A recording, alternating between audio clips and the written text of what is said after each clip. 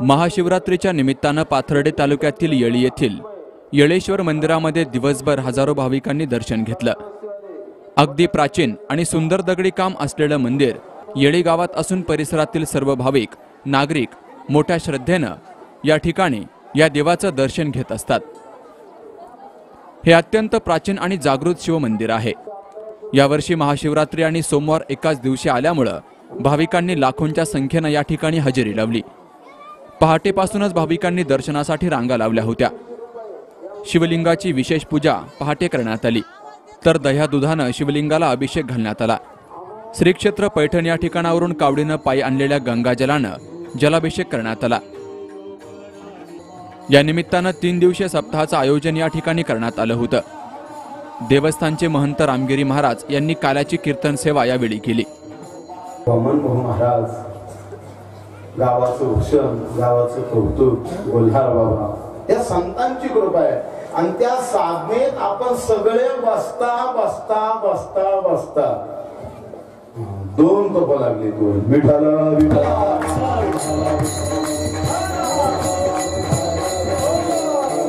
करू लागलाय।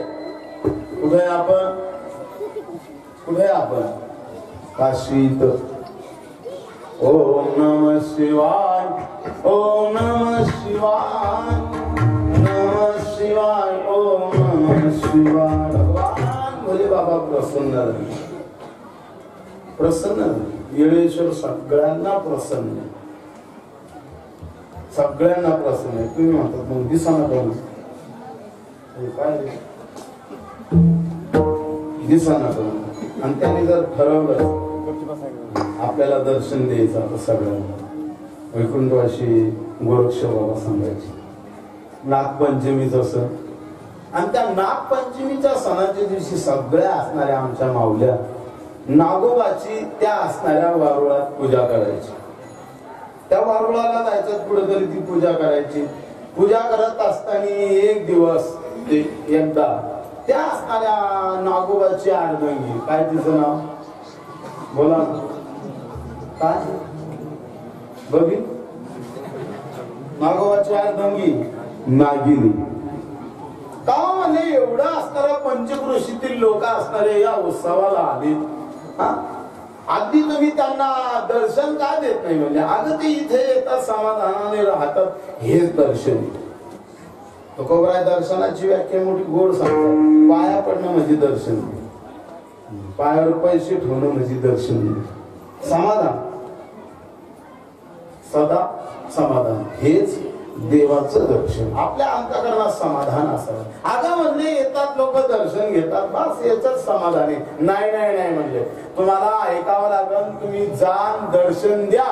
एवढे पंचक्रोशीतील लोक असणारे उपस्थित झाले येळेश्वराच्या उत्सवाला, तुमच्या उत्सवाला जा ना, दर्शन द्या ना। आता बायाचं नाही ऐकलं, जर बायाचं नाही ऐकलं, तुम्हाला हिमालयातून आले का तुम्ही? नाही ऐकलं आम्हाला गुरुजी आहे।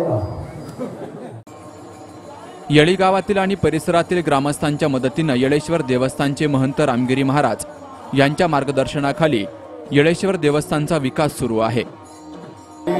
वारकरी संतांच्या आज या शुभ पर्व काळ महाशिवरात्रीच्या उत्सवानिमित्त पूज्य वैकुंठवासी भगवान बाबा वामन भाऊ महाराज, गुरुदेव नारायण बाबा, गोल्हार महाराज या थोर संतांच्या आशीर्वादाने आपण जो काय असणारा उत्सव केलेला आहे, येळी आणि येळी पंचक्रोशीतील सर्वत्र असणाऱ्या भक्तगण मंडळीच्या अगदी प्रेम भावनेतून, श्रद्धायुक्त भावनेतून हा असणारा कार्यक्रम गेले 3 वर्षापासून छान असणारा हा कार्यक्रम पार पडतो। अगदी याच्यातला असणारा आनंद मिळतो। आणि याच कार्यक्रमात पंचक्रोशीतून सर्वत्र लोक अगदी गेले 3 दिवस उपस्थित राहतात।